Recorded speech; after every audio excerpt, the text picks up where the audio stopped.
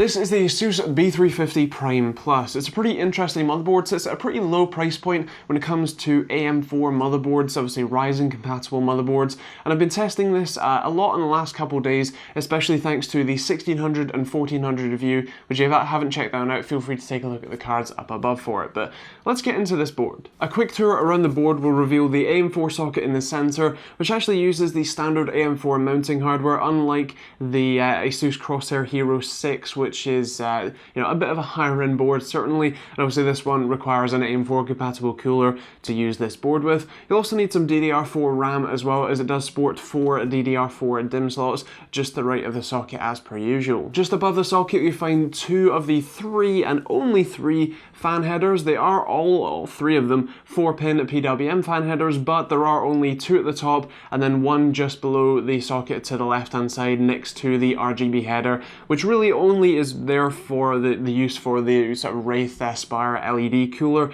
as it doesn't really work all too well with a lot of the other things, and the software only allows you to pick between individual colors and doesn't really allow you to do breathing effects or anything like that, at least at the time of filming anyway. Just below the CPU socket you'll also find the M.2 slot. Now this is actually very nicely placed, as you'll have pretty good airflow over it. Obviously it's going to be above the GPU, so you won't have that blocked in, and if you are using a Wraith cooler then you will actually have the benefit of having the air being sort of blown over the SSD, and while it will be mildly hot from cooling the CPU, airflow is still airflow and does help cool the SSD there, so that is pretty awesome. Just below that you have the one and only X16 PCIe slot that you can use for graphics. You can actually use the lower X8 slot, but that one is connected through the chipset and means that you won't be able to SLI or crossfire on this motherboard at all. So this is B350, so that's kind of designed by AMD to not let that happen.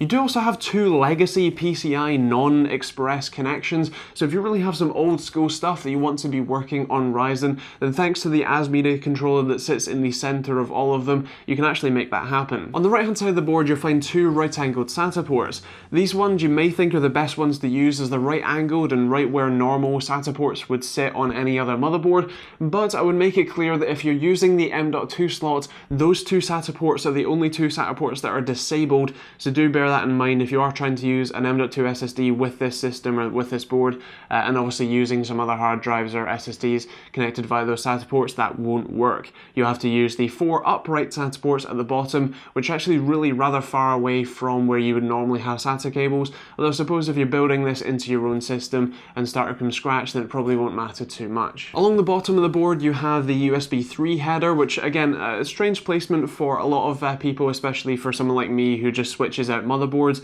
as I'm used to having it right under the 24-pin, but nonetheless, again, if you're building your own system you should be okay with this. You also have two USB 2 front panel headers as well as a COM port if you need it. Obviously front panel audio connectors as well, although the audio section, while it does have an LED split PCB, is fairly limited and is actually pretty tiny. Uses an ALC 887 chip from Realtek, so not too bad, but certainly not the highest available. There's only actually 4 total capacitors, at least full-sized capacitors on that section, as opposed to the usual 10 plus that you might see on a more high-end board, so certainly not the overall best audio solution. Speaking of the audio solution, on the rear I/O you actually only have microphone in, line in and line out, so that's pretty much it. It's really only a 2.1 kind of sound system available here. I suppose you could perhaps remap the line in to make it 3.1 or something like that, but you're certainly not going to be running 5 or 7.1 audio systems from this board, so if you are looking for some high-end audio and this board,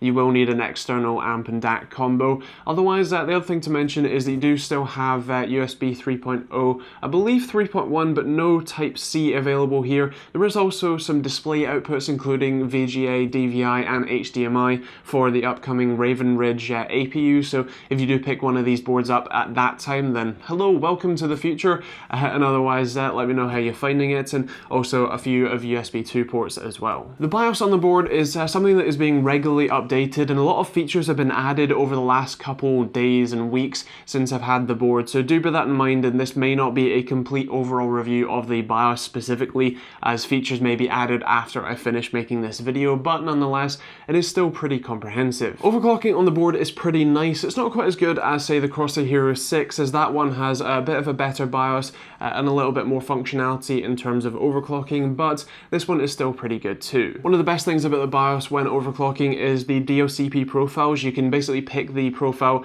that comes on your RAM, similar to XMP, and run it at its stated frequency, and especially if you have higher speed memory, that's really, really nice and makes it very simple and hopefully very easy to be able to overclock your, or at least set your RAM to the proper frequency, which is very important for Ryzen. When it comes to overclocking the CPU, it's a little bit more difficult as they've only allowed you to use offset voltages as opposed to manually setting voltages as well. Now, some people really like the offset voltage, so this board should be perfectly fine for you guys, but if you prefer manually setting a voltage, especially if you're trying to dial in higher overclocks or you just want to know exactly what your chip is running at all the time, then having manual voltages would be very nice. I managed to overclock the Ryzen 5 1600 and the 1400 both to 3.8 GHz with absolutely no troubles on this board, so I really do expect that if you did pick one of these up, you could probably push pretty much any Ryzen chip fairly far and not really have too many troubles. So what are my thoughts on the board? Well, for me, it's pretty nice. It's not the best. I think the MSI B350 Tomahawk is a little bit better,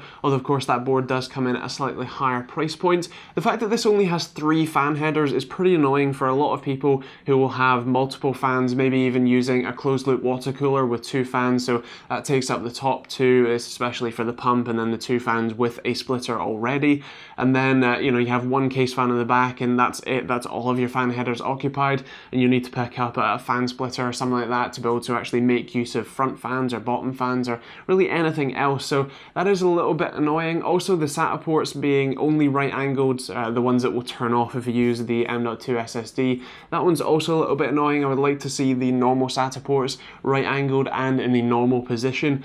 But otherwise it is still pretty nice. When it comes to scoring for me, this is probably going to be something like a 4 or 4.5 for value for money with a 5 for performance. In terms of functionality, because of the Sata ports, the fan headers, the audio section, and obviously audio radio ports as well, and no USB Type-C as well, I'm probably going to go for a 3 or 3.5 here. In terms of styling for me, it's not the nicest overall, so probably a 3.5 as well, with I think a 4 for TechteamGB score and I think a worth money award. It's a pretty fantastic motherboard. It sits at a really nice low price point with a few trade-offs in terms of audio and overall sort of cable management and styling options, but if you don't really care what your system looks like and you're using especially USB peripherals, or if you've got an amp and DAC already or you're planning on getting one, then that may be a trade-off you're willing to make. If you want to find out any more about this motherboard or check out the price when and where you watch this, take a look at the links in the description down below. I'd also really appreciate it if you could take a look at the Amazon and Overclockers UK affiliate links. It does genuinely help me out and supports me making these videos as my job. It really does take a lot of time and effort to make these things, so hopefully you enjoy them and can support me in that way as well. Feel free to also support me by taking a look at the TechteamGB merch link in the description down below. There's TechteamGB stuff and there's just funny sort of tech joke stuff as well, so feel free to take a look at that. And of course you can also support me by just subscribing, hitting the like button, letting me know what you thought of the board, the video, or really anything else in the comments down below, and of course sharing the video as well. Otherwise, that's pretty much it, so feel free to take a look at some of the other videos. I'll leave it over here for you and the subscribe button over this side, and yeah, thank you for watching and we'll see you on the next video.